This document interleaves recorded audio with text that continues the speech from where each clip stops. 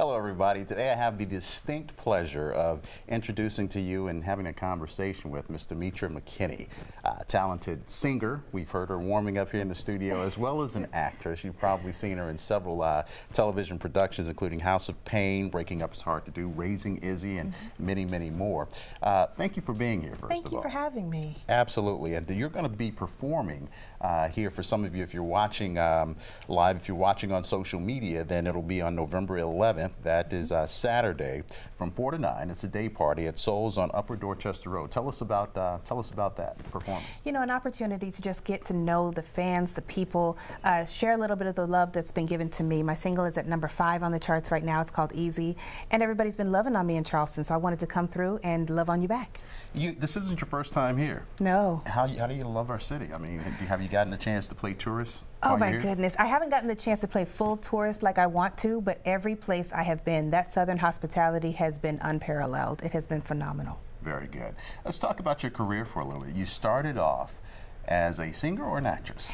Well, I started off with music. Music has always been my love, but people knew me more for acting from the very beginning. Okay. Now, you said you started off singing when you were about 3 years old. Yes. And you made a distinction, though. Just because I sung at 3 didn't mean it sounded good, you see. I was raised in the church. I loved the beautiful noises that the choirs made. I loved Whitney Houston's voice. But it wasn't until life kind of kicked my own butt that I heard my voice. And I think when I got an idea of who I was as a singer is when I really came into my own.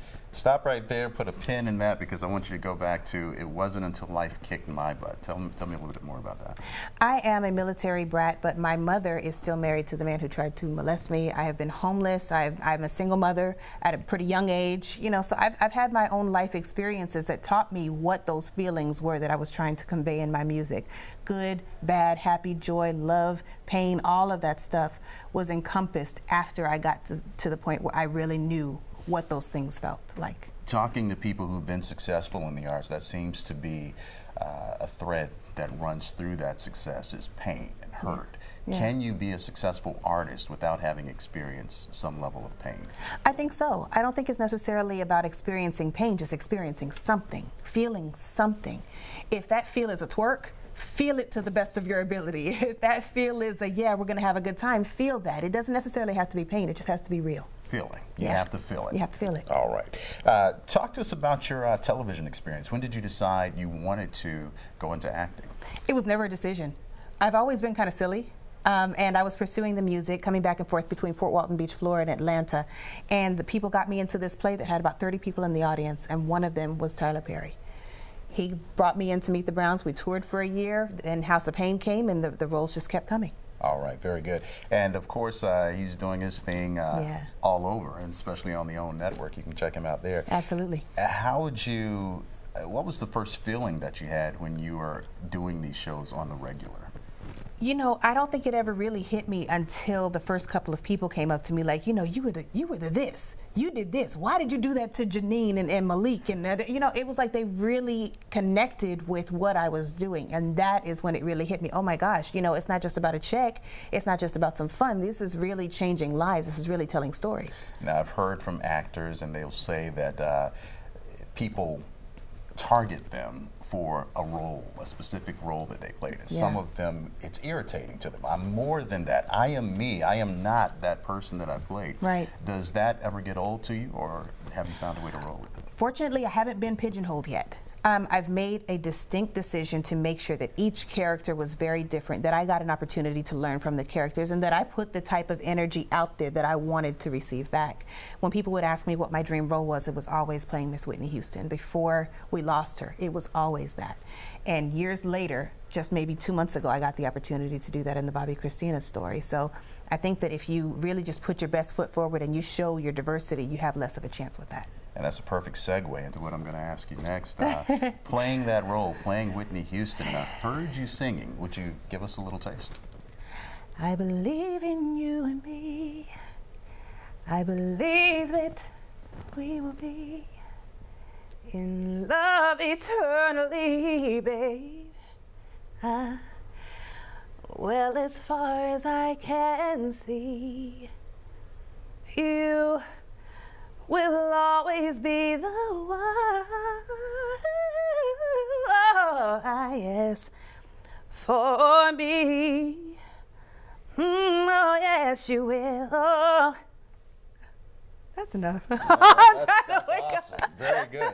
You did that so effortlessly. How does that come? How do you do that so easily? Or is that just the way it seems? That's how it seems. In the midst of everything that I do, I care, and music has always been such a beautiful language for me.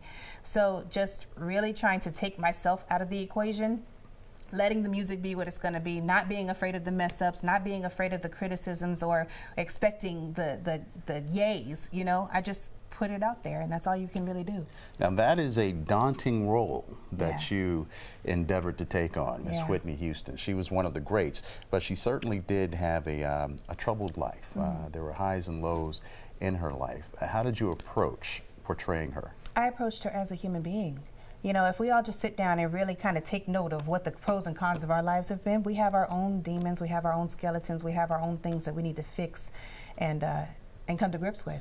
And I think that we never really gave her or her beautiful daughter the opportunity to experience that opportunity for choice, for redemption, for fix it, Jesus. You know, those different things that we get to do as regular people, they never got that. And that was the biggest thing I wanted to do with that. When you act, the words that you see on the paper, do you take those and memorize those, or do you make it your own? Do they give you the liberty to drop a line here and create your own there, or is that not the way it works? Well, each production is different, and it also depends on the level of what they think you're capable of. You know, as a beginning actress, I made sure that I read, you know, every line, word for word, line by line. But then working with Mr. Perry, if he's got you, he trusts you. He wants you to ad-lib. He wants you to get to know the character and how they would say it. You make it their voice versus the writer's voice. Now, other directors, you have to make sure that you follow suit with that. But for me, I've been in a blessed position where people trust my judgment and they allow me to kind of move in the space of the character. Now, which do you prefer? Do you prefer being locked down and rigid to the script, or do you prefer just letting it flow? I love letting it flow. You know, you get to discover things that when the writers are writing, when the director's directing, when the production team is producing, you are the person living, walking, and breathing that person. So you get to see things from a different vantage point that they may not have gotten to see. So at the end of it all, everybody's gotten to put in their thing. You get to add your little sauce on the top. Now, as we started out, when you first came out here, I was reading and it says you're from Albuquerque, New Mexico. Yeah. Like, what is there in Albuquerque, New Mexico? You may be the first person I've ever met from Albuquerque, New Mexico. I get that a lot. I get that a lot. You know, definitely some road lizards and some beautiful balloons of rich Indian history. I mean, the place is beautiful, but I'm a military brat, so literally I was there long enough to be born, and we were off to the Philippines, Austin, Rantoul, Florida. I've been everywhere, man. So home, you would call home where? Atlanta. Atlanta, Georgia. Absolutely. Now Atlanta, I'll ask it in a question. Is Atlanta the new Hollywood? Wow, I think Atlanta is changing what Hollywood is supposed to be. Ooh. I don't think there's anything new about it. We've been here, we've been doing some amazing things musically. You know, people just kind of take notice of different things at a different time. It's like with me, people are saying, you're all over the place, you're an overnight success. No, I've been here for like 10 plus, carry the one, yeah. It's been a decade of work, but people are just now starting to take notice. And thanks to the incentives, the tax breaks, the beautiful locations, a lot of people are able to find what they need right there. And we're just expanding the mentality of Hollywood. Now tell me about the time you almost gave up.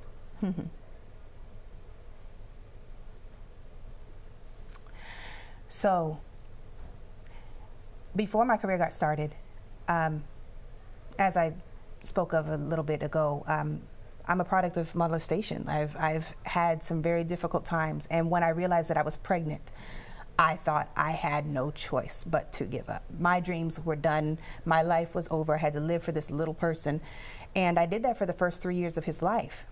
And as I began to look at everything that I was cultivating in him, I felt guilty for not cultivating the same thing within myself. As a single mother, he was watching everything that I did to determine what his next steps were supposed to be, what his greatness was supposed to be. And if I had given up, then I was a hypocrite. What made it okay? Or when did you finally realize it was okay for Mom to have a dream too? It was okay for you to not feel guilty about pursuing the things you wanted to do? I don't think the guilt ever really went away. You still want to be there every waking moment, especially as a single parent. I think that I had to balance the guilt with the responsibility of raising a well-rounded, well-dreamed, well-prepared kid. And I think that as I communicated with him, I talked to my son about everything. He's now 18. So it's funny, we were having a conversation the other day and he was like, you know, I didn't get stuff back in the day, but now I get it. Now that I'm in this space, Right. I understand what you meant. I understand what you said. It's come full circle and I appreciate you. And that was what I had to kind of focus on more than the guilt. And just a little transparency, when I asked you that question about the time you almost gave up, I had no idea what the answer was, but I feel like everybody has a time when they just can't take it anymore.